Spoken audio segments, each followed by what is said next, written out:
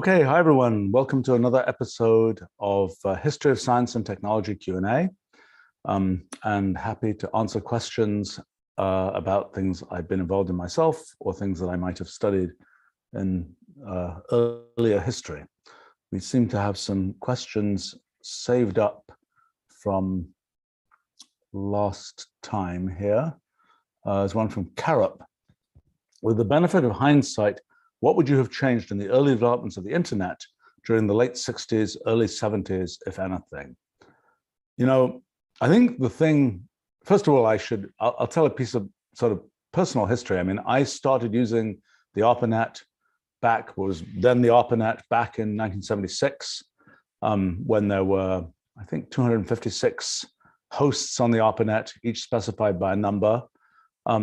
It was kind of a fun time because there were these somewhat informal documents that existed. I mean, the only places that had access to the ARPANET were various kinds of research and government organizations. And I had access to it, when I was, after I left high school when I was 16, 1976, and worked at a place called the Rutherford Lab in England, which is a particle physics lab. And they had access to the ARPANET. And then I went to Oxford, and there was an experimental physics group there that had access to the ARPANET. Also was the only air-conditioned room that I could find anywhere in that part of the world at that time. And then I think I spent a summer at Argonne National Lab in the US, and I think that's where I first saw kind of a directory of the ARPANET, of what were all these hosts on the ARPANET. Otherwise, you were just typing at 101, at 102, and you see whether they produce a login prompt. But in any case, that was sort of the very early ARPANET. Then it became possible to dial up to use a phone and an acoustic coupled modem, for example, to just dial up an access point to the ARPANET. And that was certainly possible by the time I was first in the US, first working in the US in 1978. So, and that was a time when, there was I was at Caltech at that time, and sort of the way to access the ARPANET that worked pretty well was there was a thing called the Federal Telecommunications System, probably it still exists, FTS, that was kind of a way of making long distance phone calls on a different phone network. And you could kind of use that phone network and then use an acoustic coupled modem, connect to the these dial-up things. They were called TIPS, terminal interface processors, I think, and then use the ARPANET. Okay, so that was the very early history of things. And I would say that when by the time the web was coming out in 1989, 1990, these kinds of times, I have to say that I was pretty used to using all kinds of, so email had been a thing for a while. I mean, I first had an email address in 1976. Email was something that was particularly through UUCP, something I think still exists, the Unix to Unix copy system, a utility in the Unix operating system, where it was like one computer calls on the phone another computer, which calls on the phone another computer, and that way your email can get transferred from computer to computer. That led to email addresses that tended to have, name, exclam, which was kind of the path that you would use to get to somebody. There was also a thing called BitNet, which was an IBM sponsored thing, I think, that was included a bunch of universities. And so there were addresses through that too. But this whole idea of there being these various services that existed that was sort of based on networks, whether they were networks that were just through the phone system, whether they were actually sort of built-in computer networks like BitNet and so on. And there was one called NSFNet that was another US government network. But by the time, I'm trying to remember, there were a variety of systems. There was a system called Gopher, for example, which was, I should have explained, FTP, the file transfer protocol, was a thing that was widely in use before the web, for example. And it was like you connect to a computer. You can still use it today. It's still used for plenty of things. You connect to a computer and you're just, you're using this FTP protocol, which had various commands, and you could download files and so on. That became a little bit more elaborate with this thing called Gopher, which was a thing where I guess, like the animal or something, it could sort of hunt for things a bit on the web. And then my friend Brewster Kahle actually was involved in making this thing called WAIS. What was that stand for? Probably Wide Area Information Service or some such other thing, which was another kind of way of sort of getting resources on lots of different computers.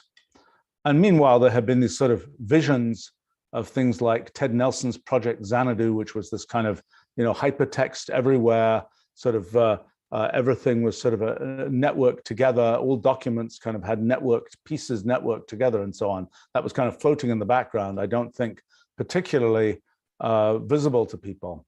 But I remember when the web first sort of came out, I was like, okay, it's another one of these things. It's like Gopher, it's like WAIS. It's useful, but it's nothing special. I think the thing that really made the web special in the end was when GIFs and images started to get includable, and when browsers started to exist that could display those images, that's when things really took off. When I first saw the web, I was like, how could it possibly work to have a system that was a read-only deliverer of files? My mistake, but my first thing was, surely people will want to have something where you can read and write the data, not just read the data.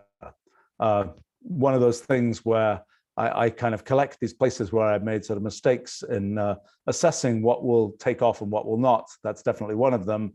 And it's kind of interesting that so many years later, well, there are two things that sort of surprised me. One was the idea that it was sort of read-only. The other was the complete lack of any kind of monetization layer.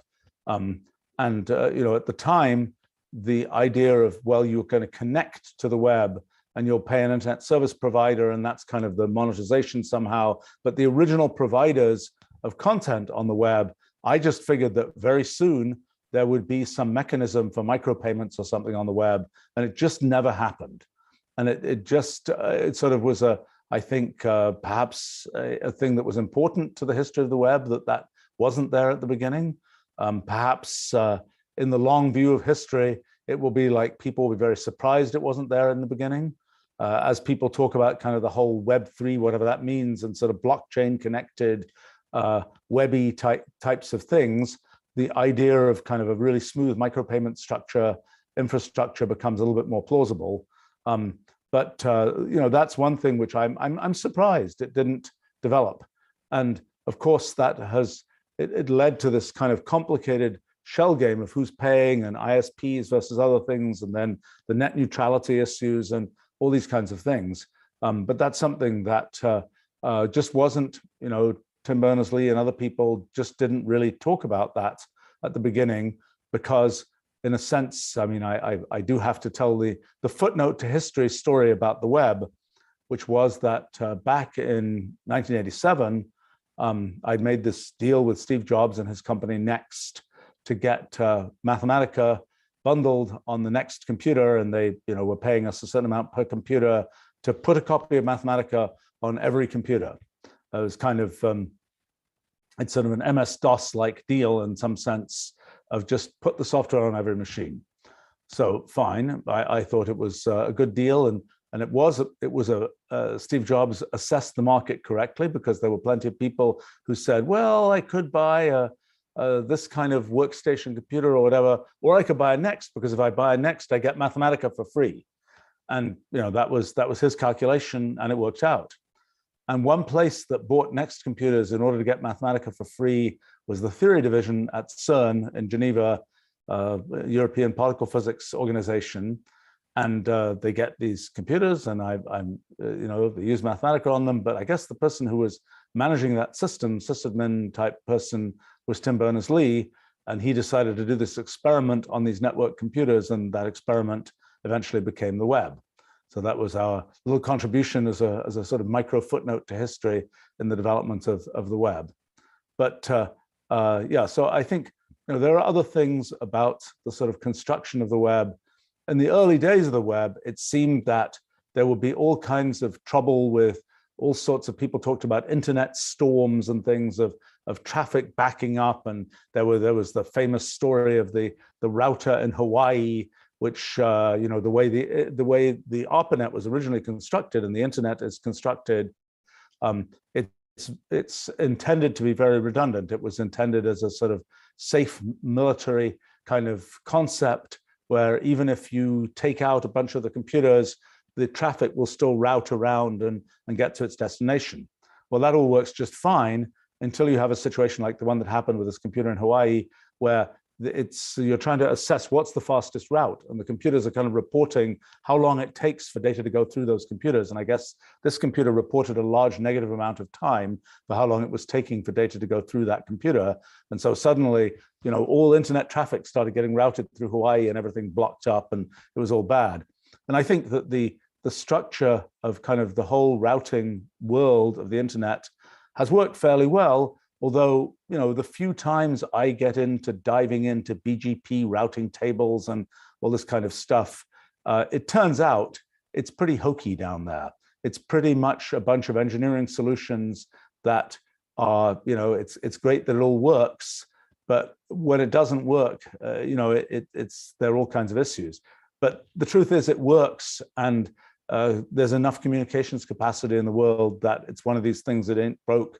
There's no real reason to fix it, but probably it could have been done in a more principled way. People, particularly people that understood how big the internet was going to become. Obviously, things like the length of IPv4 addresses and so on, which is not disastrous, that you'll end up with these IPv6 addresses, and the world is sort of gradually transitioning to those things. That was something which I think was a correct design decision at the beginning of there's no reason to overbuild the thing and not get anything built, just get something working. I mean, other kinds of things that worked better than one might have thought, the top level domain name mechanism, all the various mechanisms for resolving kind of disputes about domain names, not perfect, but could have been a lot worse. And I think, I would say that in general, it's one of these things which there had been sort of previous efforts that was sort of pre-web that didn't quite make it, and the web just had the right collection of things that it was able to make it. I think one can talk about whether there are, computer security things that could have been thought through better. Yes, there probably are, but you're never going to learn those things until 1 billion people are using the system. Were there things that could be done to make the web more semantic, so to speak? I think that that's a trade-off again. You can make things you can say there's a lot of bureaucracy associated with setting up your website, and then you just reduce the number of people who set up a website. And so again, I think it's one of these things where you set it up and then you think about later, is there a way you can, I tend to think that ultimately the web is a great big data set of, however many, a few, what is it? At this point, it's a few, maybe 10 billion pages of interesting information on the web. It's surprisingly small in some respects. I mean, if you go for all sort of machine-generated URLs, it's trillions and trillions of URLs. But if you go for a human made this page, it's more like the 5 to 10 billion range, I think. And in that, I view the web as kind of a big data set of what our civilization has made. And I have to say, I think that the kinds of things that have been done with it as a data set are still rather primitive. I mean, searching it is one thing, but there's a lot of other things you can do with it. And maybe one day I'll get to do them, but that project keeps on getting tumbling down the priority list as things like figuring out things like physics and figuring out things about multi-computation and so on keep on coming ahead of it. Let's see.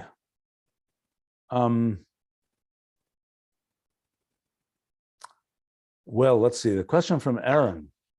What was my take in 1993 when the US Congress canceled the Superconducting Super Collider project? What long-term effects did this have?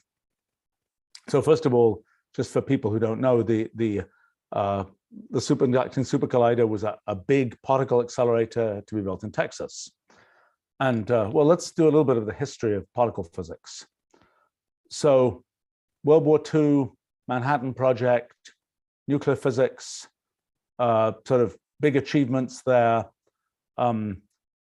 After World War II, the physicists had kind of elevated themselves into kind of something where both from a government point of view and from a general public point of view, physics was an important thing. And on the tail of that kind of nuclear physics effort came, well, let's go look at subatomic particles, as they were called at that time. Let's go look at things, protons, neutrons, all these particles that are in atomic nuclei, and all these pions exchanged between protons and neutrons and atomic nuclei, all these other kinds of particles. In the 1930s, people had started discovering these things in cosmic rays, where there are high energy particles produced, well, around here, mostly from the sun, although there are higher energy ones from further away. But and then you just go on a mountaintop where the atmosphere hasn't absorbed most of those particles, and you have like a stack of emulsion stack, like a stack of photographic film, basically, and you would go and see the tracks of particles, ionizing particles going through your photographic film. And people had discovered the pion, the muon, the lambda hyperon, a bunch of other particles had been discovered in the 30s and 40s in cosmic ray experiments. But then people wanted to get high energy particles themselves. And sort of the most simple-minded way to get such particles, well, a cathode ray tube was accelerating electrons just by using electrical forces, and the magnetic, actually, let's see, that's a pure electrical acceleration method. But you can, what people had figured out was the thing called the cyclotron was invented, which kind of came out of radar technology in World War II. In radar technology, one was making these microwave cavities, and one was having a different radio. One was able to have intense radio frequency electromagnetic radiation, and one was able to amplify it in things like klystrons and so on. And that, one branch of that world turned into microwave ovens. The other branch of that world turned into particle accelerators. And so after World War II, development of particle accelerators started off. The cyclotron was the early approach. Then the synchrotron was a different kind of technology that was invented for accelerating particles, and that's pretty much the technology that's used today, where particles, there are two kinds of accelerators, circular accelerators and linear accelerators. Circular accelerators, the particles go around in a circle. Linear accelerators, they go in a straight line. Both kinds of accelerators, well, the circular accelerator has the advantage you get to give the particle a kick every time it goes around the ring. But on the other hand, as it goes around the ring, you have to be continually accelerating the particle to keep it going around the circle. And for example, if it's an electron, it will emit lots of synchrotron radiation as it's being accelerated to keep going around the circle. So you have to pump energy in just to keep it going around the circle. Whereas a linear accelerator, you only get one shot at accelerating the particle, but you don't have to keep it going around in a circle. So anyway, so what then happened was that people started building particle accelerators in the early 60s. There were the early particle accelerators. They started discovering just tons of particles that led to a whole development in particle physics that eventually led to, in one branch of the early development, led to string theory. Another part led to the quark model, bunch of different pieces of particle physics, but basically lots of particles getting discovered in the 1960s once people had sort of switched on accelerators. And well, in the early days of these things, there were accelerators in lots of places. There were, famous, in the mid 70s, when I started getting involved in particle physics, the kind of main place in Europe was CERN, European Center for Nuclear Research, said in French. That's why it's CERN rather than spelled the other way around. That had been created, in the mid 50s as a kind of a big example of collaboration between governments And in the words of a director of CERN who was around at the time when the web was invented, and I was telling him, you know, the web was invented at CERN, it was like, take this seriously, it's really an important thing. And he was like, well, but, you know, all these governments have just put up this money for particle physics. We can't turn into a computing place. And part of the point of CERN was, as an example of international collaboration, perhaps to some people more so even than the science that was going to be done there. But anyway, it was created in the 50s, I think. The first machines, they had a small, the proton synchrotron, PS, and then it became the SPS, the super proton synchrotron. And these were sort of successively larger machines that were built on the site in Geneva. In the US, Brookhaven National Lab on Long Island, I think, was the earliest. Well, there was Lawrence Berkeley Lab, was a place where a lot of development had been done on particle accelerators. But I think quite quickly, Brookhaven became the place where the bigger accelerators in the US were. And then the Stanford Linear Accelerator Center, which was a linear accelerator of electrons. If you drive on the, what is it, the oh my gosh, what is it? The 101, the freeway, 210 freeway, is that right? That's parallel to the 101 freeway in Silicon Valley. You cross over the Stanford Linear Accelerator. You can see the straight line that goes for, I don't know, a mile or two. That is the particle accelerator there. That was built, and a thing that happened in and so there were accelerators all over the place. There was some in Russia. There were some in Italy, were notable ones. There were ones in Germany, Japan. I'm trying to remember all the different ones. But all of these different places were getting accelerators that you can kind of measure. These accelerators were in the GeV range, a few GeV. And that's a few billion electron volts. That's kind of it's the equivalent in pure energy of the rest mass of a proton would be 1 GeV.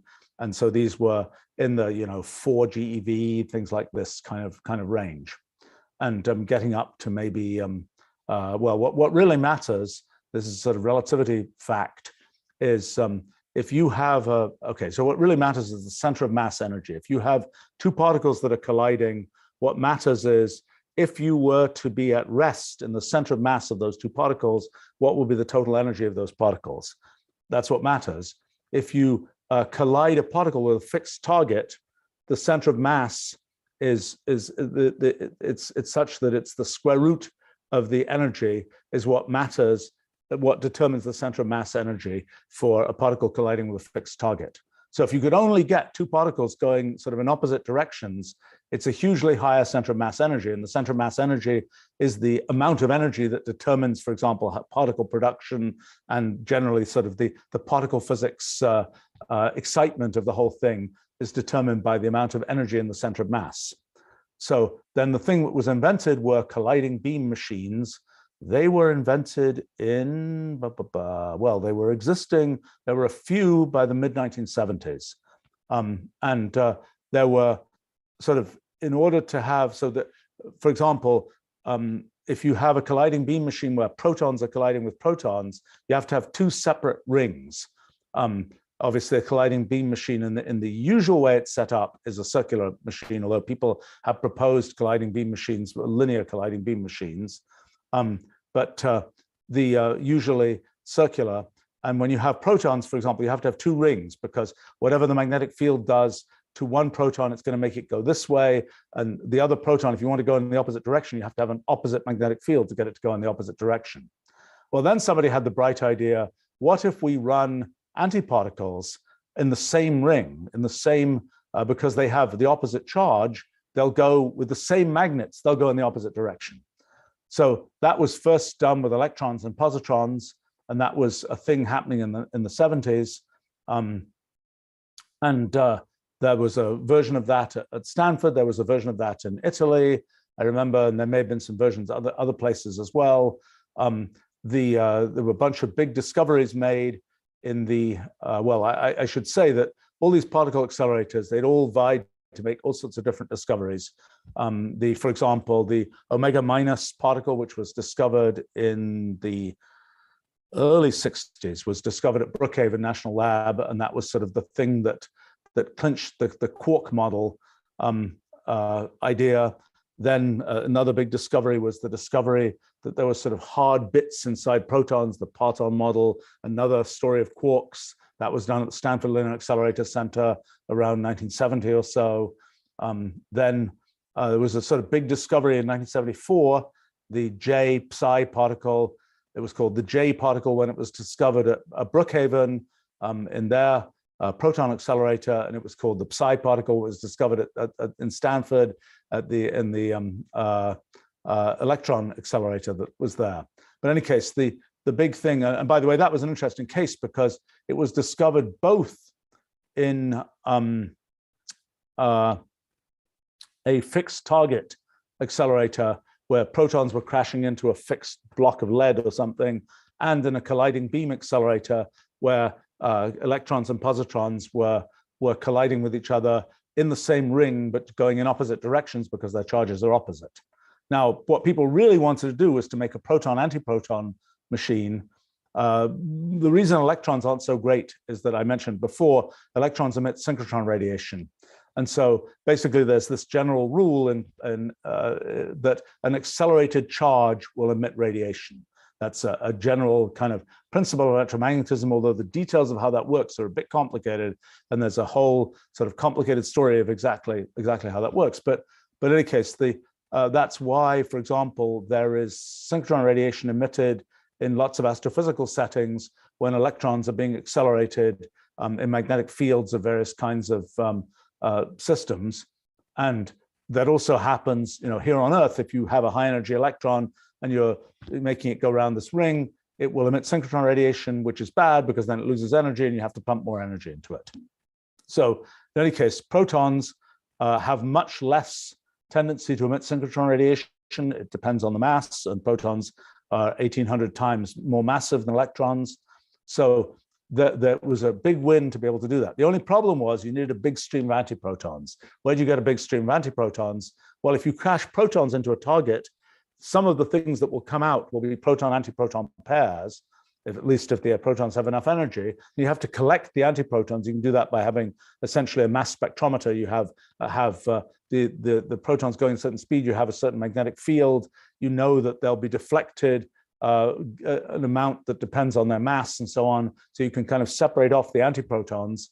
The problem then is that the antiprotons, when they were produced, were going in all kinds of different directions. If you want them to keep going around this ring zillions of times, you have to make sure all the antiprotons are going in exactly the same direction. And so there was a bunch of technology, I think originally developed at CERN, for antiproton cooling to make it possible to make a beam of antiprotons. And so that was kind of the next big thing, was to make colliding beam machines with proton-antiproton colliding beam machines. And that's what CERN has had a series of accelerators. The most recent is the LHC, the Large Hadron Collider, which is a proton-antiproton colliding beam machine. Okay, so in the US, the other thing that sort of came online was Fermilab in Batavia, Illinois, near Chicago. And it had sort of the biggest accelerator in the US. And let's see, when did it come online? Well, it was certainly they were certainly operating by 1977, because I visited there a bunch then, and it was in full operation. And it was a place, a chap called Robert Wilson had been the sort of creator of Fermilab, and it was it had an interesting kind of approach to being a sort of a visible science thing, where usually when you have a magnet, you just have a thing that's that's metal colored. But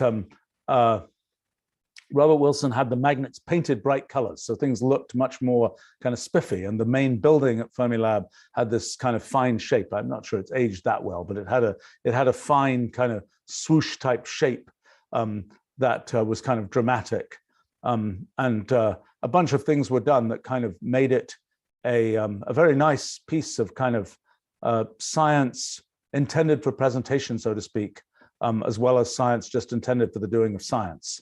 I do remember that in the main in the ring they had a sort of a nature preserve, and they kept what were they, buffalo, I guess, in the ring at Fermilab. And I have to say I was at a conference there in 1979, and it's kind of let's just say its banquet had an interaction with that. It was, I think, the last time that was done. In any case, so Fermilab had been the big particle accelerator in the US, and at that point, it was sort of Fermilab and Stanford Linear Accelerator Center was sort of another piece, and Fermilab had kind of built up another level of the particle accelerator. I guess it was called the Tevatron. It reached 1 trillion electron volts in the center of mass, a colliding beam machine. That was a proton-antiproton colliding beam machine, as I recall. But sort of the holy grail of particle physics at the time had been, let's see if the standard model of particle physics is right. Let's discover the W particle. Let's discover the Z particle. Those were duly discovered when were they discovered? That must have been in the 80s. The thing that was a little bit embarrassing is that there had been things about, well, so-called neutral current weak interactions, which is what the Z particle is all about. There'd been things that if only the theory had been there in the early 1960s, people would have noticed them at that time.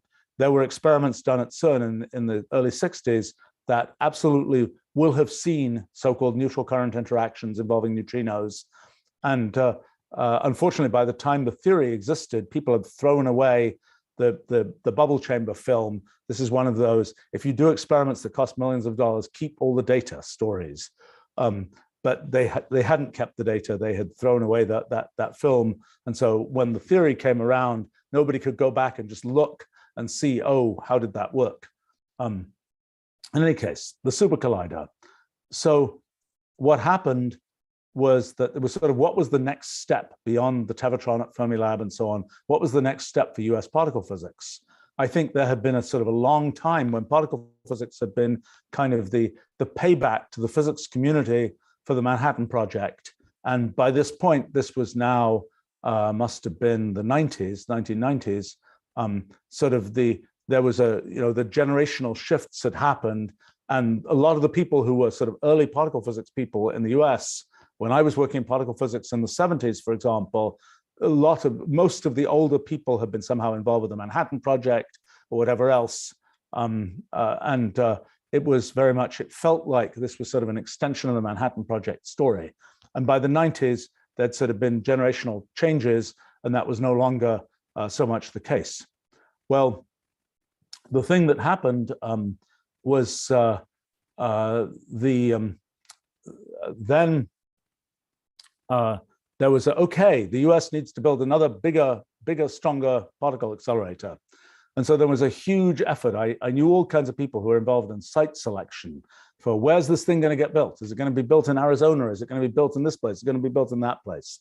And a lot of the where's it going to be built is who is going to get the sort of the civil engineering kind of it's a big civil engineering project to build a big tunnel, and then there's lots of engineering and so on, and it's sort of it's a thing of sort of local political relevance, who gets to actually have that in their state. I have to say I'm not sure that particle physics or physics facilities are the biggest generators of local economic activity. I'm reminded many years ago, this must have been, oh gosh, when was this? This must have been mid-1980s. And so my information is deeply out of date, but I happened to visit the VLA, the Very Large Array Radio Telescope in Socorro, New Mexico. And just as a tourist kind of thing. And it's in a very remote spot, because that's a good thing. If you have a radio telescope, you definitely don't want lots of random radio noise around there. I think in Greenbank, West Virginia, there's a sort of a cell phone free town for the radio telescope that's sort of supporting the radio telescope that's there. But anyway, back in those days, it was a remote area. And I remember driving through this town, getting towards the radio telescope, and this town had this, it had, I think, been a mining town probably in the 1800s, and it had been, it had its boom, and then its bust, and it had become a ghost town, and then I think it had one more lease of life after that, and then the radio telescope came, and this town had this kind of signage up, this sort of wooden sign up about how, oh, we were once a ghost town, but now, thanks to the radio telescope, we are a thriving town again. Sadly, that sign was on a sort of rotting piece of wood, and behind it was kind of a ghost town. So the radio telescope didn't, at least at that time, I don't know what's happened since then, in the many years since then, it may be now an absolutely thriving community, and I mean it no ill by relating its history, but in any case, for me, it was sort of an interesting story of what did or did not come about from that kind of economic development. But anyway, so the Super Collider, early 1990s, physicists vying for where would the thing be? Would it be in Texas? Would it be in Arizona? Would it be in this place or that place? Now, there are places that are better and worse. There are places that have higher earthquake risk. It's pretty bad if you have a big particle accelerator and it's all perfectly lined up and you've got all your magnets set up and then there's an earthquake. That's bad. Now, of course, there are things where it's even worse if the Earth shifts, like the gravitational wave detectors, which are built in Louisiana and in Washington State. I know that the one in Louisiana, I happened to visit there a few years ago, and it's one of these places where it says, don't stamp your feet around here. Be quiet. It's because otherwise you'll generate noise for the gravitational wave detector. But apparently, there's a lot of noise there from the Gulf of Mexico, from waves crashing on the shore. There's noise from logging in different places, and it was kind of only a so-so place to locate a gravitational wave detector. I'm told there's sort of a question of where's the least seismic activity in the world, and I think one thing you want is to be far away from all oceans and things. I believe there's some spots in Kazakhstan that are sort of the most seismically inactive parts of the world. And I don't know in the US what the most seismically inactive area in the country is. But in any case, so that was an issue. There were all kinds of sort of physical issues in the site selection for the Super Collider, and then there were political issues. And in the end, sort of Texas won the competition there. But then, it was all sort of chugging forward and so on. And then what happened was the physics community, it had been the case that sort of in the runoff from the Manhattan Project, particle physics had been the winning area of physics. And it was sort of the hottest, coolest, whatever adjective you use to describe it, area.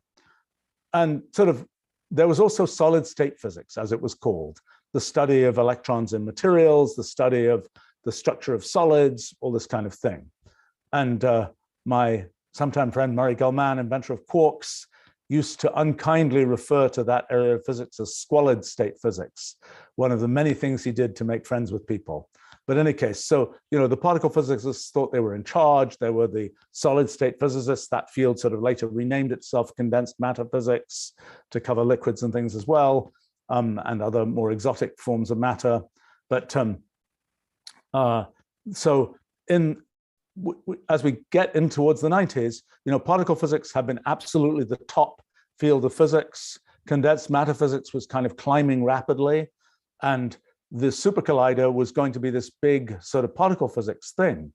So what happened? Well, sort of knives were drawn. I wasn't in the business at the time. I was building, that was the early years of, by that time I was working on my new kind of science project, as well as Mathematica had come out in 1988 and so on.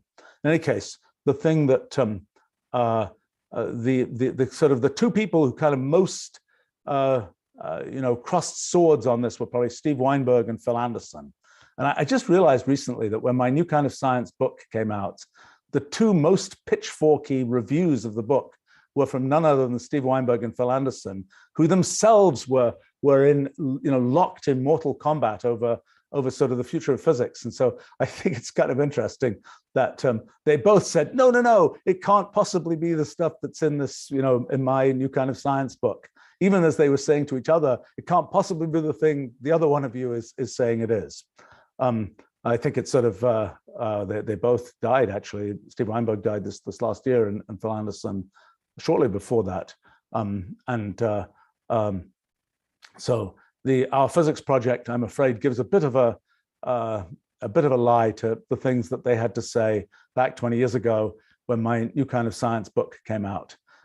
But consider it a cautionary tale when one is, one's worked in a field for a long time and something new comes along, and it's pretty hard to say, oh, this new thing is interesting. It's kind of, I view it for myself as sort of a cautionary tale to have seen these kinds of mistakes that get made. But in any case, back in the early 90s, there were, Steve Weinberg for particle physics, Phil Anderson for condensed matter physics, and they started attacking each other like crazy. And the whole community sort of attacked each other like crazy. And in fact, this was a time when I was kind of a hermit working on my science project, living in the Chicago area. And the number of physicists reached out to me and sort of said, what should we do? Can we keep the Super Collider alive? What should we actually do? And so I said, well, look, here's an exercise. Imagine you're going to take out a full-page ad in the New York Times, and you're going to make the case for the Super Collider. You got one ad, that's it. What are you going to say? And I was kind of remembering Steve Jobs' move in 1984 earlier than that, 82 or something, when IBM brought out the PC. He ran this ad, this full-page ad, which said, welcome IBM, seriously, kind of reflecting on the fact that IBM entering the personal computer market space was essentially validating what Apple had already been doing there. And in any case, it was sort of a dramatic ad, and people remember, it's a memorable ad that people remembered for a long time afterwards. And so my statement to the particle physicists was, that's what you've got to do. And I was also remembering a statement that Robert Wilson made in connection with Fermilab, when somebody in some congressional situation asked him, how does Fermilab contribute to the defense of the United States? And his response was, well, it's part of what makes the United States worth defending. And so it was kind of another one of these quite memorable quotes. And so I was encouraging the particle physicists to, figure out what your best shot is and take it. Why should the US be spending, $10 billion or whatever it was going to end up being on this particle accelerator? What's the point?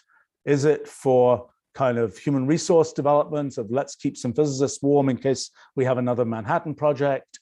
Is it for technological spin-off? That's probably far in the future. Is it to say, look, we've got one of these particle accelerators and you over there on the other side of the world, you don't have one of these, we're superior.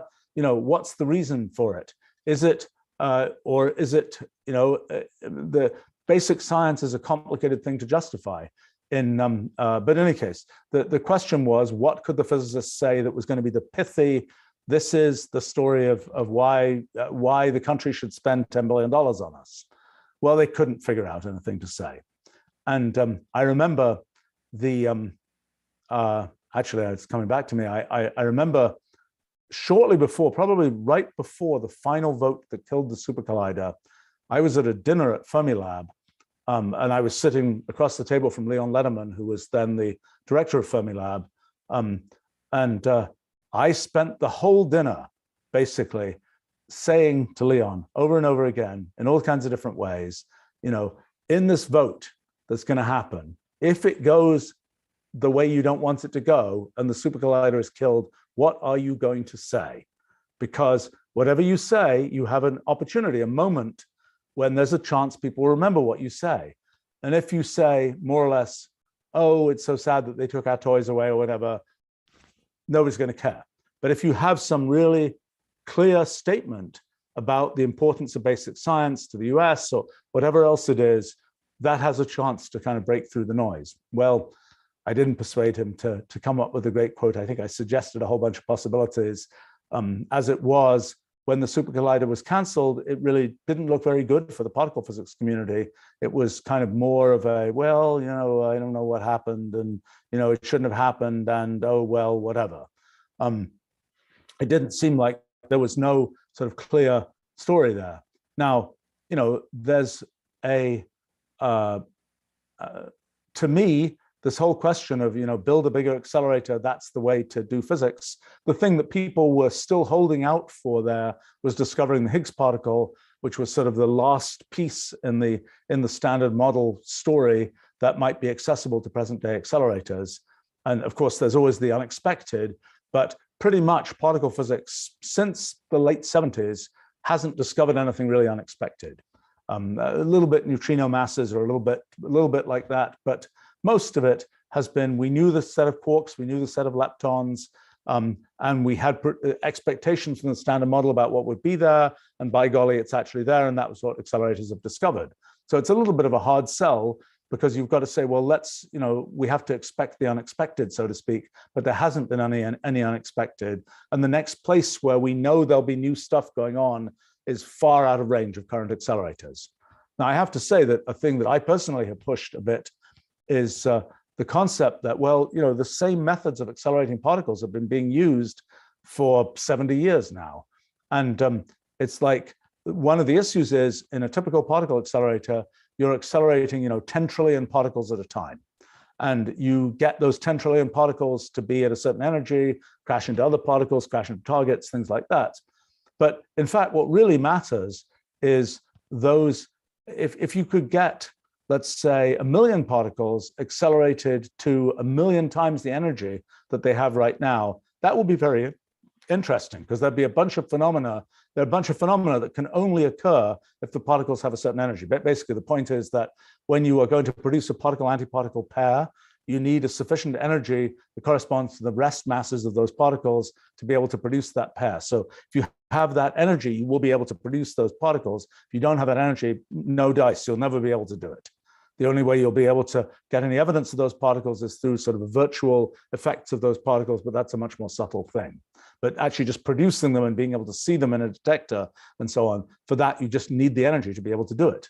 And so the question is, are there completely different ways to accelerate particles? People talk about, they've been talking since I got involved in particle physics in the mid-70s, they've been talking about laser, sort of getting particles to ride sort of waves of kind of laser type acceleration. What is it? Electromagnetic wake field acceleration, is that right? I've forgotten. But you know, that's a question as far as I'm concerned. Is it obvious that building these particular giant particle accelerators is going to be the right answer? And is it in fact the case? I mean, as we look at our physics project, it's a very interesting question. If one was going to say, okay, let's go test this project, you know, what's the right thing to do? What does one have to have? My guess is that when we've done sort of the intervening layers of physics, it will be one of these situations that I hope doesn't play out like the CERN neutral current story. It'll be one of these things where it's like, there's an effect that should have been seen if anybody had looked for it in this place. Now just go look for it in data that already exists. My guess is that there'll be a bunch of those before there are even, or maybe there'll also be ones where it's like build a new experiment that can do this. But I think there'll be ones where one can go back and look at things that have already been observed and see whether they work out in the way that we expect now, that was perhaps bizarrely different and completely unexpected from existing physics theories.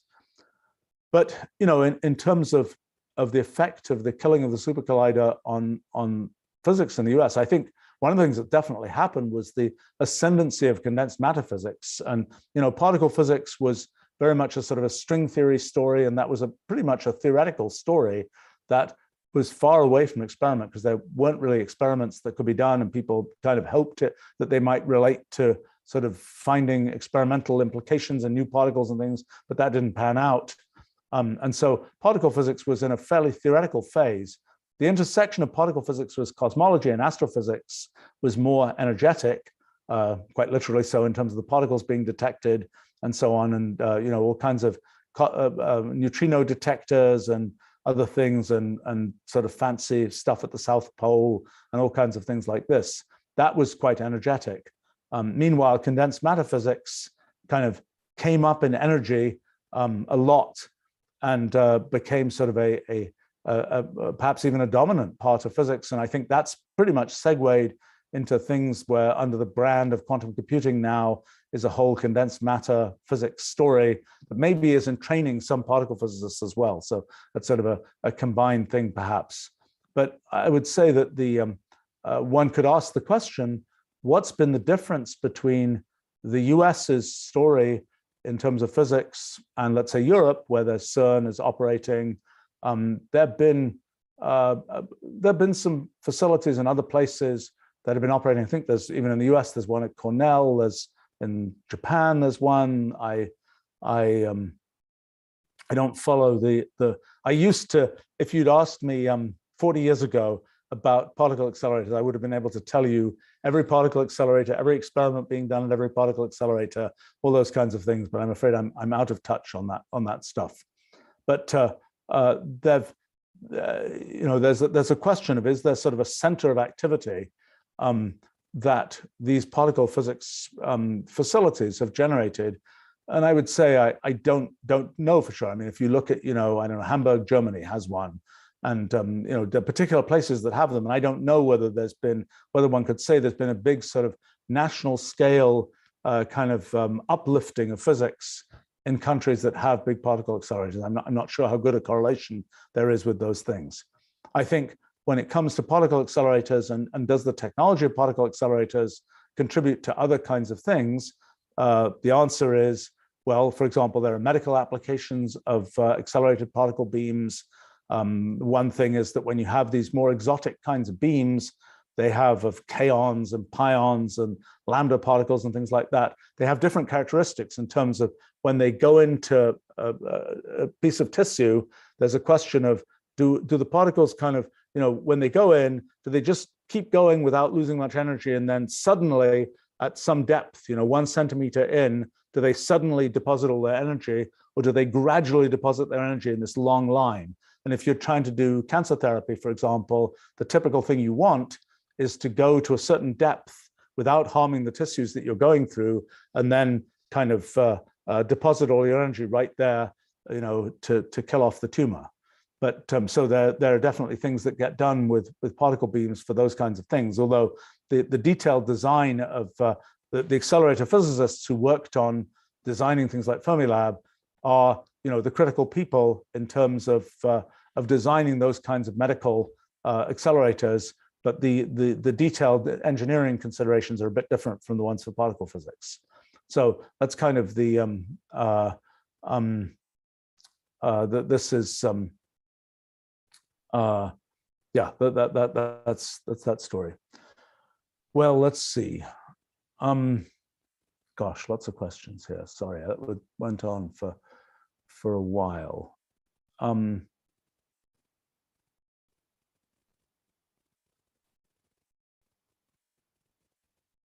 Okay, Golagaz says,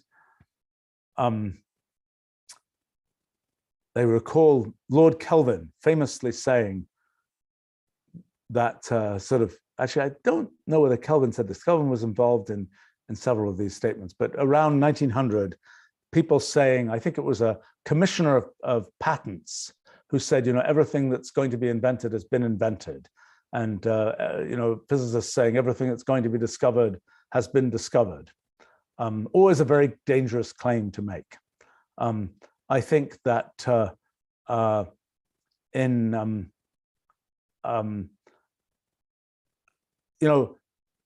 commenting that was just before special relativity,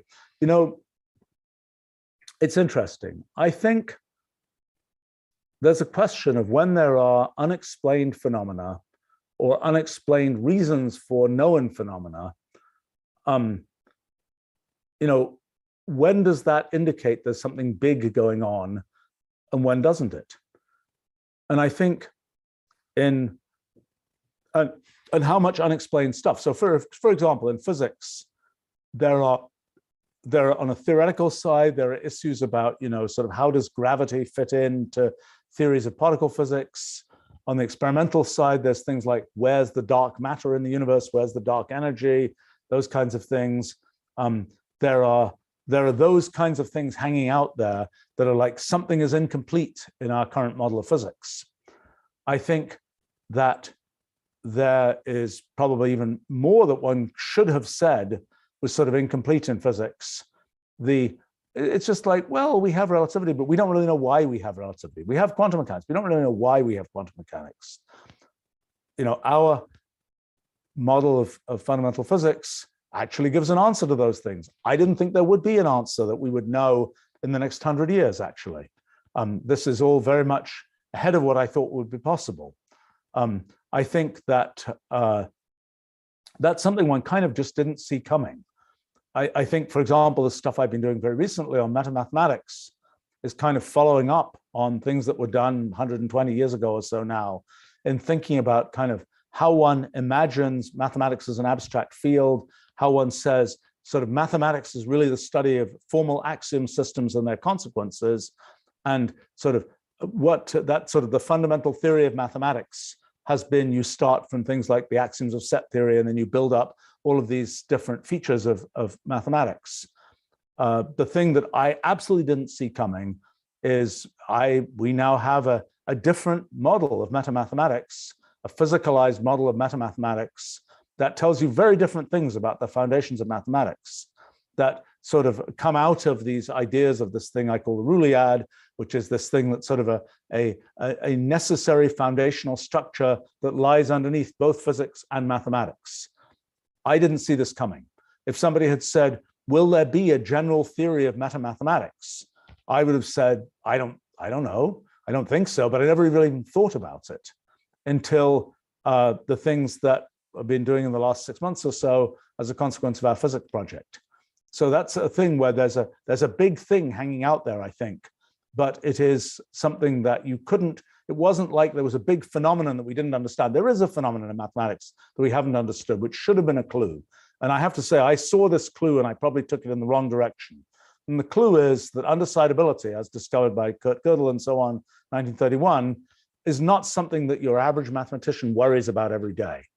And why is that? Why is it that most of the mathematics that people do avoids undecidability? That's kind of a clue that there's something fishy going on. There's something more to the story. It's kind of like saying, most of the mass in the universe is not accounted for, it must be dark matter type thing. There's something else going on. So there are things like that.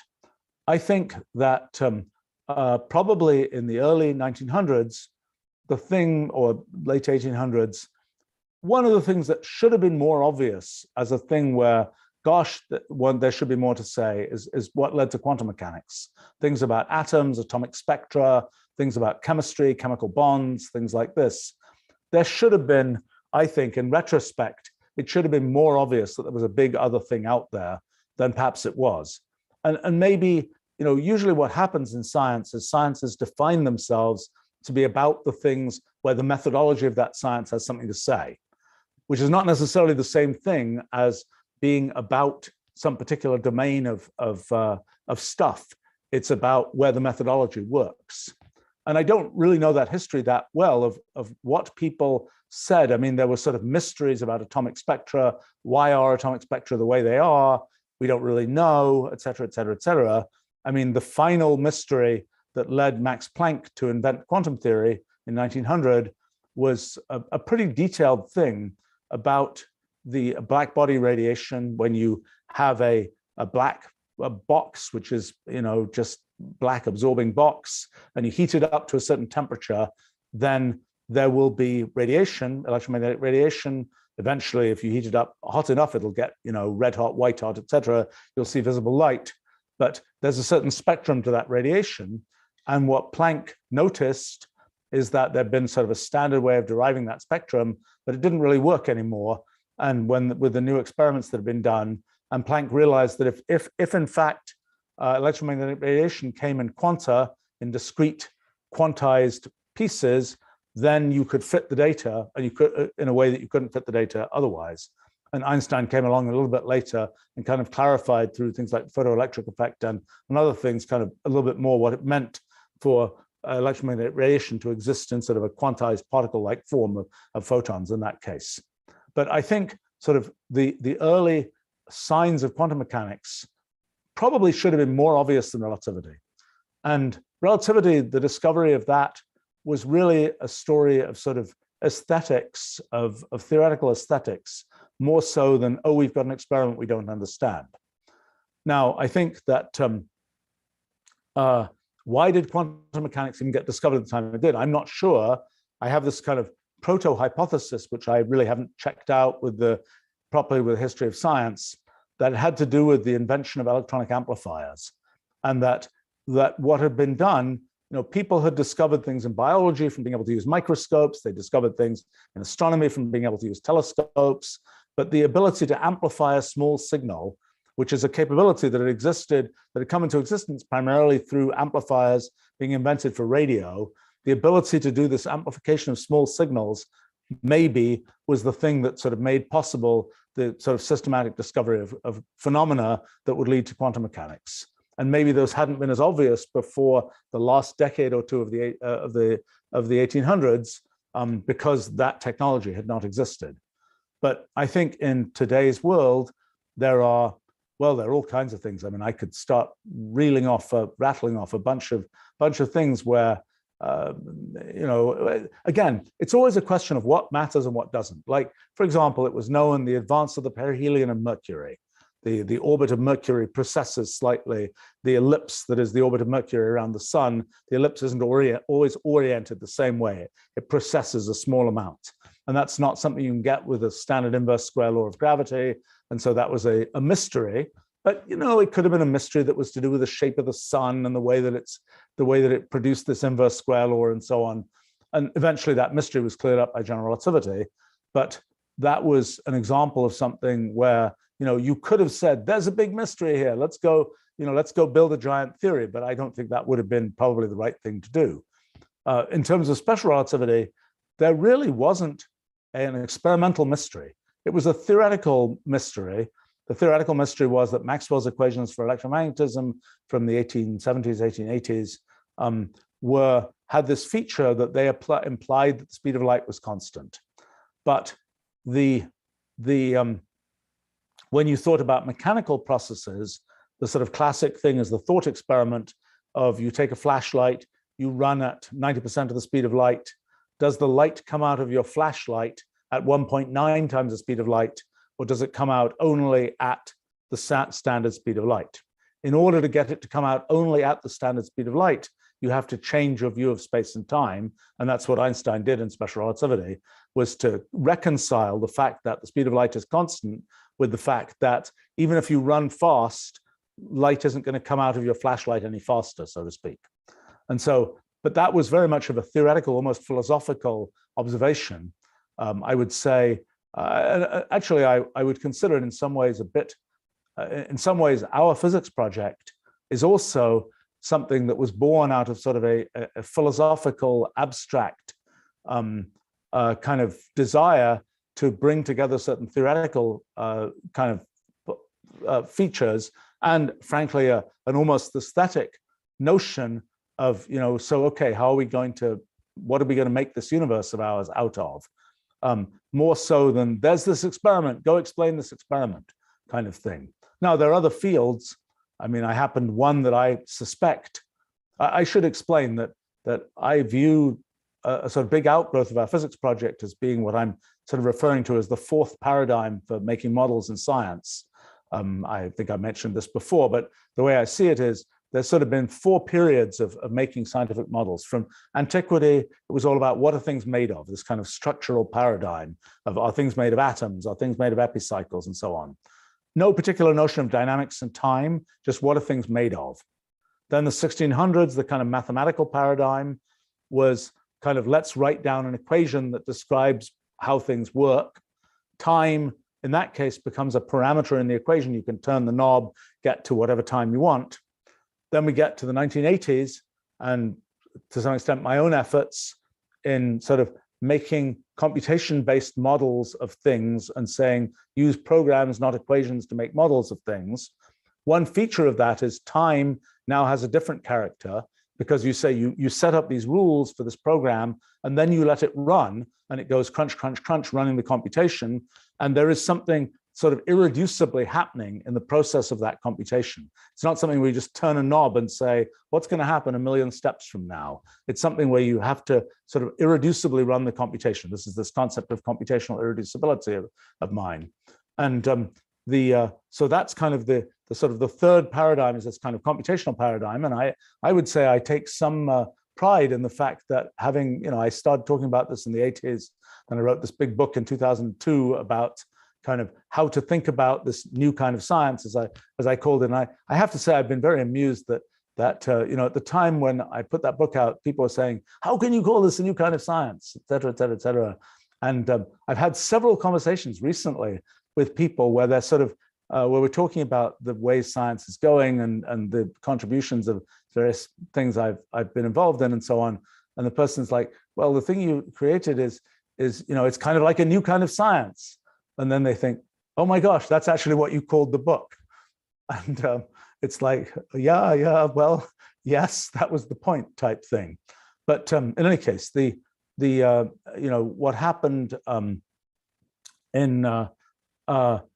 from sort of the early days in the 1980s and then to 20 years ago, and after that, was this sort of second paradigm of mathematical equations, which had been the dominant paradigm for 300 years in kind of exact science, I would say definitely kind of gave way for new models that were being made to this kind of third paradigm of computation. And so now the thing that the physics project has shown us is that there's actually a fourth paradigm, which is not just this idea of computation where you are sort of say, I've got this rule, I'm going to run the rule, I'm going to go from step to step to step, and time progresses in this kind of linear fashion from one step to the next. But instead, what I call multi-computation, where you have these many threads of time, many different things can happen. There's this whole branching, merging, multi-way graph of possible things that can happen with many threads of history. And that's kind of the thing that in our models accounts for quantum mechanics and so on. But it also is a thing where you fundamentally have to have an observer seeing what's happening in the system. It's not good enough to just say, what did the system do? Well, it did many things. Well, what did you notice as an observer? As an observer, you are potentially sort of noticing, oh, you only notice the winning path, or oh, you only notice this combination of paths that are sort of within your horizon, so to speak. So the observer becomes a very fundamental part of the model. And in fact, for observers who have characteristics like us, they're very generic things you can say about models like these. And that's really interesting stuff. And that's what's led to this idea of the Rulliad and this sort of common substructure for mathematics and physics and so on. But in any case, that fourth paradigm, I think, has implications for a huge bunch of areas of science. In fact, I'm even beginning to suspect that, I felt in the 1980s, I felt that a lot of areas of science were blocked by complexity. They were like, oh, there are all these complicated things that are going on. How could we understand? How could we have any kind of theoretical framework for that? And then along comes computation and computational irreducibility. And now you have a framework where complexity is easy to get. Before that, people have been saying, it's really hard to get complexity. We have to tweak things and twiddle things and do all these kinds of complicated things. And then we'll get complexity, and that's a big triumph. But actually, in this kind of computational paradigm, complexity is very cheap to get. It happens all over the place.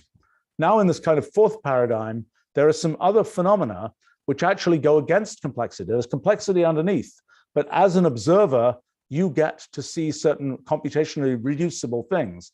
Those things end up being like general relativity and like quantum mechanics. They are physical laws that we humans can actually talk about. They're not sort of incredibly irreducibly complex. They're things that are kind of accessible to humans, so to speak. And so that I have a suspicion that a bunch of fields that have been sort of kind of now ingested to some extent the complexity idea, they're sort of blocked because there isn't a way to make a kind of human narrative law from those fields. But in fact, with this multi-computation idea and this kind of fourth paradigm idea, it may be possible to do that. And I think, for example, biological evolution is one area, economics is another area, linguistics is another area. but one that I just wanted to mention is molecular biology and chemistry, where the big discovery of molecular biology in the last century has been the discovery of DNA, basically, that individual molecules can store huge amounts of information. Before that, it was just like, well, we've got these few chemical species and they do what they do. Before it was, well, there's this particular DNA molecule and it's got 6 billion base pairs in the case of humans. Well, it's not one molecule there, but it's got, you can have a billion long molecule with tons of digital information in it.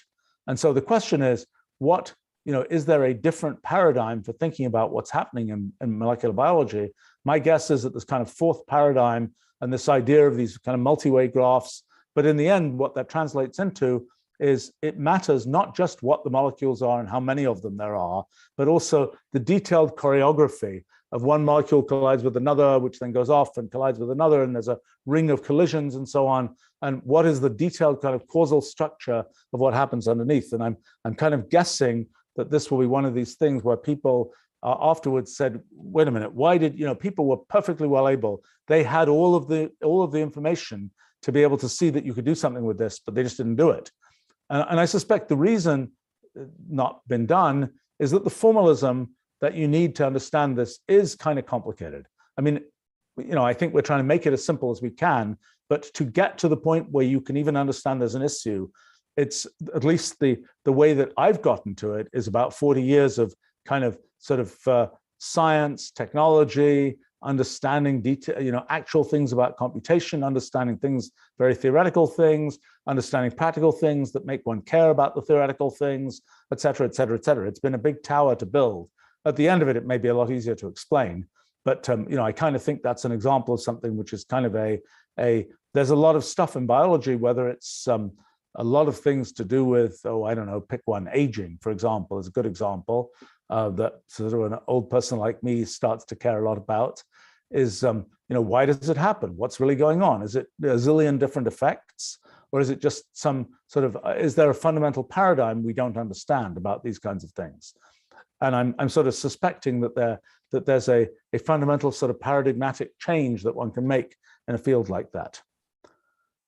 All right, I think I'm got to wrap up in a moment here.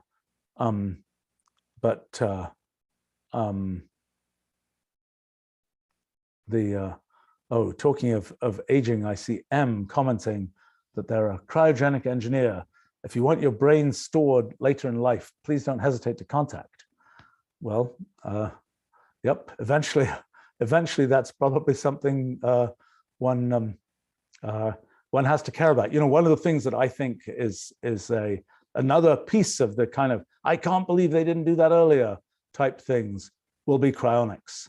And I think it's just like, I remember asking for years, why was cloning impossible for mammals? One knew it was possible for lower organisms. And people would always give me these stories about how, the mammalian egg cell is different and it's got this, it's got that, and the thing is more complicated and it can't possibly be cloned, and et cetera, et cetera, et cetera. And then back, when was it? In the early 90s, Dolly the sheep came along, and there it was, a mammalian clone. And I kind of think that cryonics is something which, again, people will say, well, why didn't you try, doing this thing with magnetic fields, and why didn't you hack the water molecule in this and that way to prevent it from forming ice that destroys the tissues, and so that you could just take do what's been in science fiction forever and ever, and sort of put people into suspended animation, so to speak, and just hit the pause button, freeze out for a while, and reanimate, so to speak. That is, in a sense, it's a physics problem. It's a problem, actually. The specific problem is primarily that water has a weird feature that expands when it freezes. And so if you take your average one of us, who's mostly made of water, and you make us very, very cold, then the water in our cells will expand and crystallize, and it'll blow the cells up, just like it does for your average kind of food that gets stored at low temperatures. And we're also big enough that if you just make us cold on the outside, it's hard to get the cold into the interior of us kind of quickly enough. Now, you can think about, oh, you replace all the capillaries with something cold and so on, and people try and do things with various kinds of antifreeze and such like. But my guess is that the real problem is if you could take water and make it go, well, either you put some kind of thing in it that prevents it expanding when it freezes. That may be really difficult. I don't know. Actually, I do wonder, like heavy water, for example, which won't perfectly operate our biological processes, but I don't know what happens. I assume that heavy water expands when it freezes. I don't know. Good question. Yeah, I assume it does. Yes, I assume it does. So not a good idea. But but I think it's something where there's sort of some physics that all has to do with water. If you can get water down to what is it, minus 44 degrees centigrade or something, then it forms this non-crystalline material that isn't bigger than the liquid. But how do you get from between 0 and minus 44 is a long way to get, and it's hard to get there. Sort of hard to get there without having all the cells destroyed in the process. But anyway, so if you solve the problem, let me know. I might need to pause one day. I have to say, I think, okay, I will riff on this just for a moment, and then I have to go. Actually, I'm doing another live stream, part of my day job. But to riff on this for a moment, I mean, it's a funny thing to imagine. Let's say you could go on pause for 50 years, 100 years. It's like, it's complicated enough. I don't know. For example, I grew up in England. I've lived in the US for more than 40 years now. What is it, 44 years or something now. And occasionally I'll go back to England and I'll be like, this is really alien. This is not, I thought I knew how things worked here. My children are super amused. I go into some store and I'll shop, as it's called in British English. And, I'll ask for some kind of candy, sweets in British English. Or at least that was the translation to British English. Who knows? Maybe it's changed over the last 44 years. I'm not sure. And I'll ask for some kind of candy where the person will look at me like, you got to be crazy. I don't know what the heck you're talking about, because it just doesn't exist there anymore. But there are deeper, more cultural things that have changed too. But I think that this is one of these. If you imagine kind of you pause out for 50 years, 100 years, whatever it is, and then you're back. And the world is the way the world has evolved after that period of time. It's an interesting thing to be plopped back into, and it's a thing where one has to wonder, is it? I think I sort of get the feeling that there are people who would like to have lived at a different time in history right now. The people who go to the the Renaissance fairs and do medieval jousting and things like that. They might have been real happy, might not, I have no idea, but to be living in the Middle Ages or whatever. And I think it's sort of an interesting question whether one grows up with a certain sort of cultural background and a certain language one speaks and a certain way of thinking about things, and it's a thing which exists at this time in history.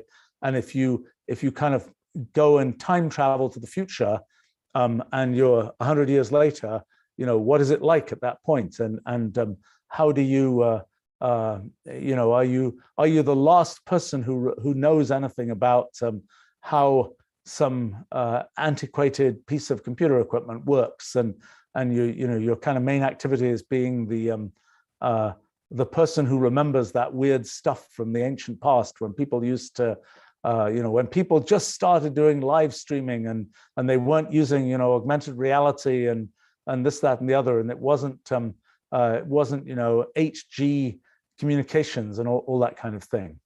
Anyway, all right, I better go and go to my next thing, which will also be live streamed, a software design meeting, whose topic I do not know offhand. But anyway, well, I saw lots of interesting questions come in. I look forward to addressing them when I do another one of these in a couple of weeks. But until then, thanks for joining us.